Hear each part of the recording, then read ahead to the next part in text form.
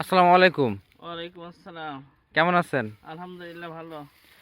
মূলত হচ্ছে আমরা আসছি আহ, কয়রা জেলার কয়রা উপজেলা। কয়রা উপজেলা কয়রা ইউনিয়নের ইউনিয়ন। নাম কয়রা ইউনিয়ন। কয়রা ইউনিয়ন।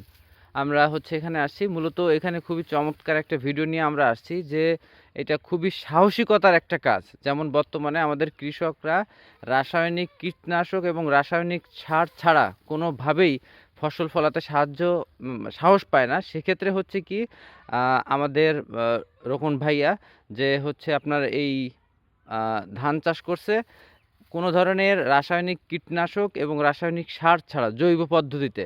আমরা তার মুখে এই বিষয় শুনবো। আপনি এই একটু বলেন। জমিতে ফসল লাগাইছি, বাপ দাদার আগে শুনছি যে কীটনাশক ছাড়া ফসল হয়।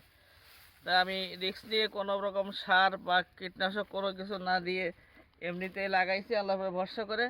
আলহামদুলিল্লাহ 5 জনের যেরকম ফসল হয়েছে আমারও সেরকম ফসল হয়েছে। আমি জমিতে ধান রোপণ করে চলে গেছি, আর এই কাটতে আসি, কোনোদিন সার বিষ দিতে আসিনি। আলহামদুলিল্লাহ, আলহামদুলিল্লাহ। আলহামদুলিল্লাহ, আল্লাহ ভালোই ফসল দিয়েছে। এইভাবে কি আরো ফসল ফলানোর চিন্তা ভাবনা ইচ্ছা আছে? আছে ইনশাল্লাহ, আল্লাহ যদি বাঁচায় রাখে 10 বিঘা এবছর ভোলাকের ধান করব কোনো সার কীটনাশক ছাড়াই, জৈব পদ্ধতিতে জৈব ইনশাল্লাহ। পদ্ধতি। আমরা এই তখন আসবো, ভিডিও কথা করব। রাখছি। তা এইটা হচ্ছে সারা বাংলাদেশের কৃষকদের জন্য অনেক বড় একটা নিউজ। তার কারণ কি, সার এবং বিষ ব্যবহার করতে করতে আপনার অনেক টাকা হচ্ছে নষ্ট হয়ে যায় এবং লুজার হয়, এবং ফসলটা কিন্তু রাসায়নিক ফসল হয় যেটা মানুষের জন্য ক্ষতিকারক। আপনারা দেখতে পাচ্ছেন এই যে ধানের যে কি পরিমাণ হচ্ছে ধানের গোছ, এবং এখানে চিটা যথেষ্ট পরিমাণ কম বা চিটা নেই বললেই চলে। ইনশাল্লাহ পরবর্তী ভিডিওতে আবার দেখা হবে। ধন্যবাদ সবাইকে।